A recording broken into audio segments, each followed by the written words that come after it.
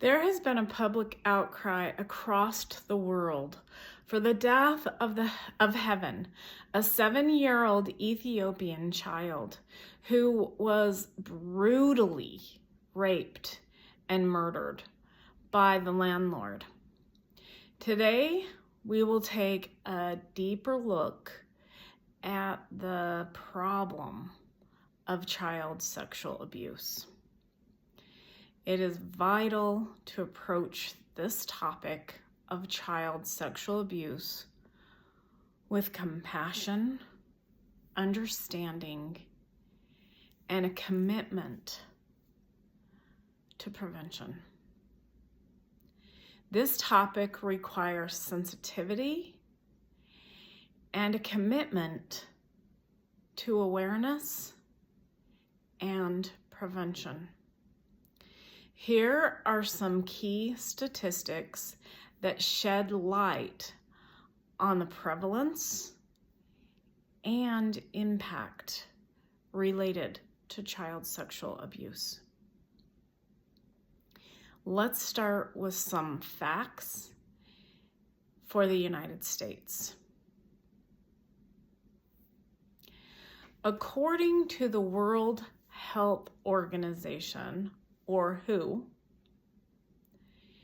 approximately 1 in 5 women and 1 in 13 men report having experienced sexual abuse during their childhood. The National Child Abuse and Neglect Data System, NCANDS,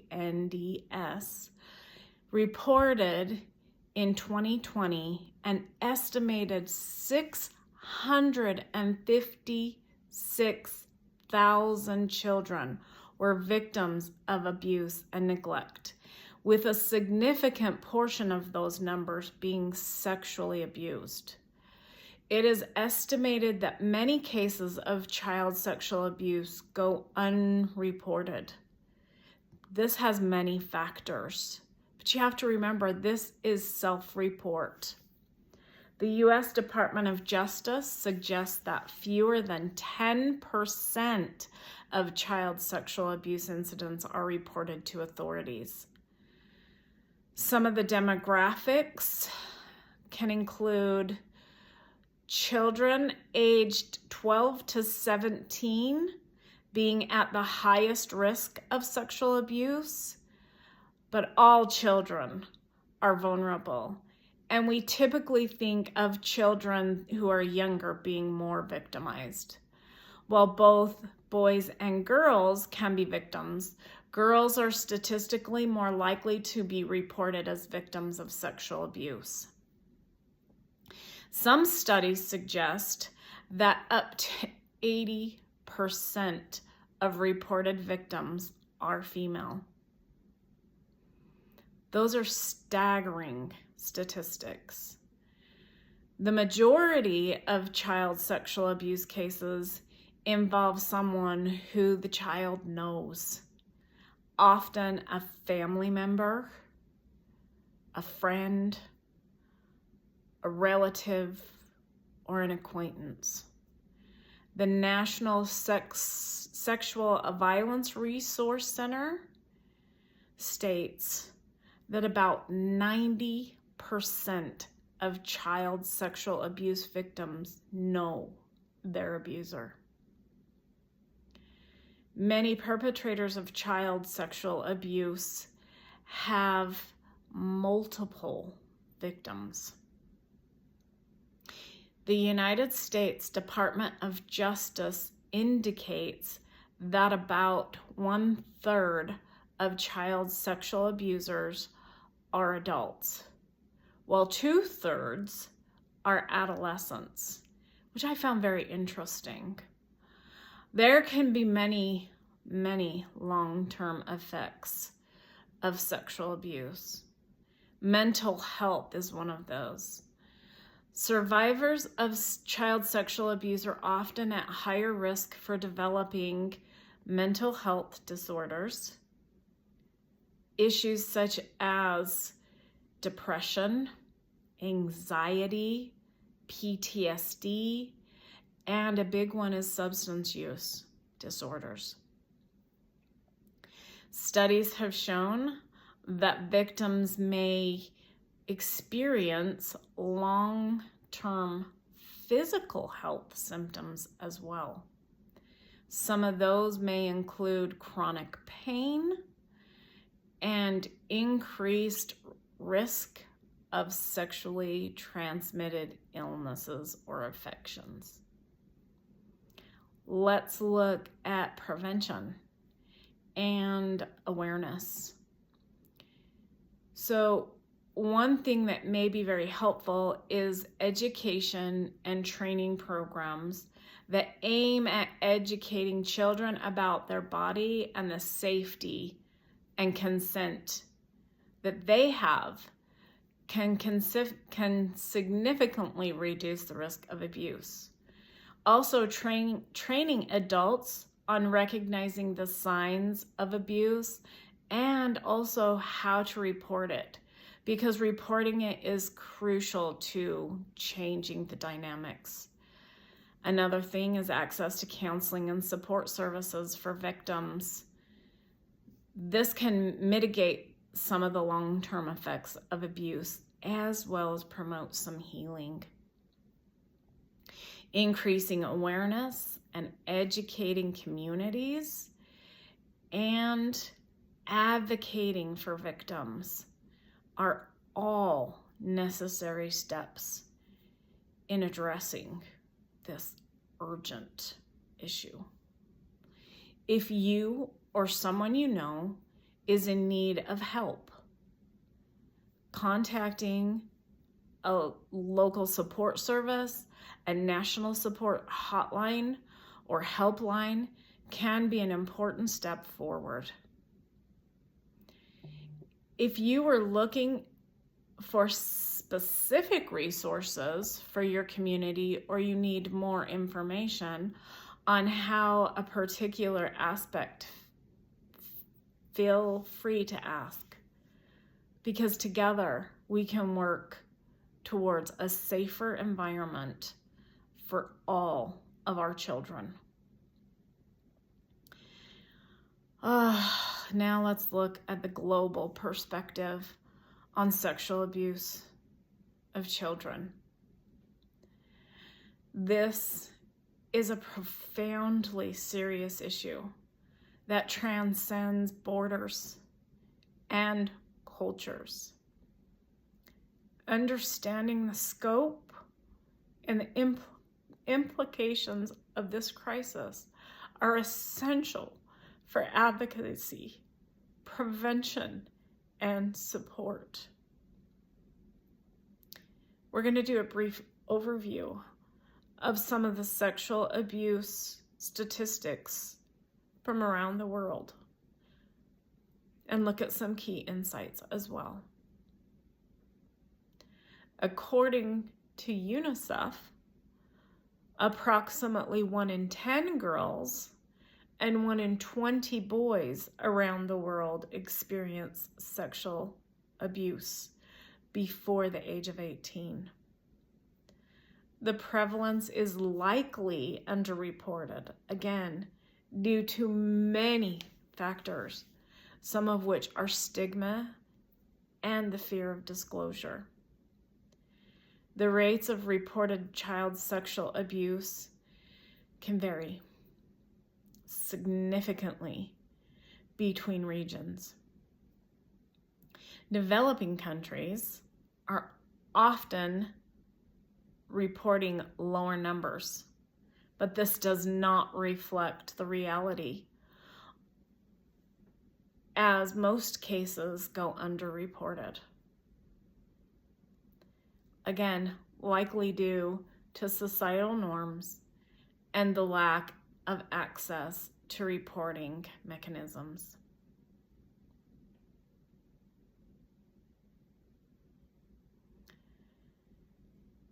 The African region faces significant challenges, some of which include poverty and cultural norms that may perpetuate abuse. Reports indicate that 33% of girls in some African countries experience sexual violence before the age of 18. In South Asia, issues such as child marriage and trafficking contribute to sexual exploitation of children. The UN estimates that millions of children are involved in child labor and forced prostitution. While many European countries have robust child protection laws, the issue remains prevalent. The European Union Agency for Fundamental Rights, or FRA, reported that 18% of respondents to their survey experienced sexual abuse before age 15. Remember, this is self-report. In America,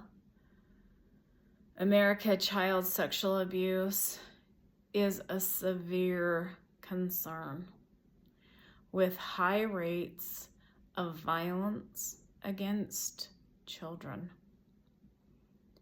being reported. In the U.S., the National Center for Missing and Exploited Children reported thousands of cases of child sexual exploitation each year. In the Middle East, conflict and instability have exacerbated the vulnerability of children to sexual violence. Refugee children are at heightened risk of exploitation as well as abuse. Here are some factors contributing to abuse. Cultural norms. In many societies, silence around sexual abuse, victim blaming, and stigmatization of survivors hinder reporting, as well as those victims receiving support. Lack of education, limited awareness about consent, body autonomy, and the rights of children contributes to the prevalence of abuse. We also need to look at the weak legal frameworks around the world. They have been inadequate. The laws and enforcement mechanisms can leave our children unprotected, feeling blamed and victimized even more. Some countries lack comprehensive child protection policies, which also leaves them vulnerable.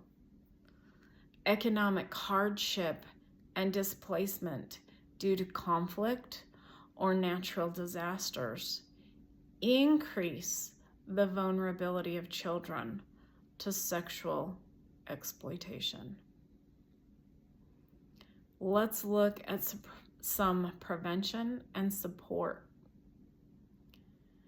There are organizations, such as a few that we've already talked about, UNICEF, Save the Children, and the World Health Organization, or WHO, are actively working to raise awareness, implement protective measures, and also, most importantly, support the survivors.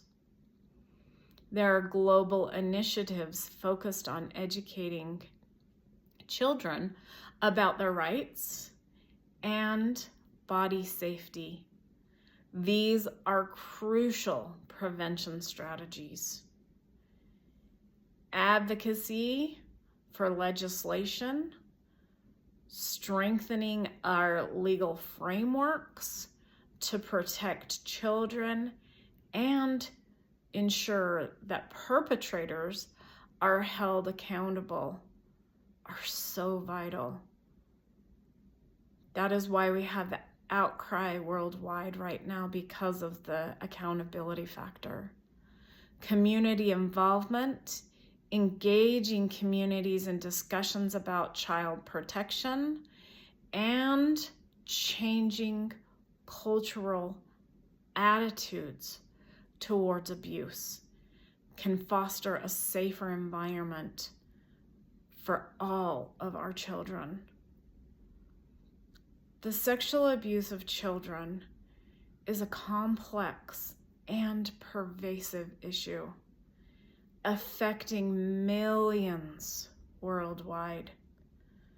Addressing it requires a multifaceted approach involving education, legal reform, community engagement, and international cooperation. By raising awareness and advocating for change, we can work towards a future where all children are safe and protected from abuse. If you are looking for specific case studies, resources, or further information on initiatives to combat this issue, please feel free to ask. Together, we can contribute to a global movement for the protection of all of the world's children.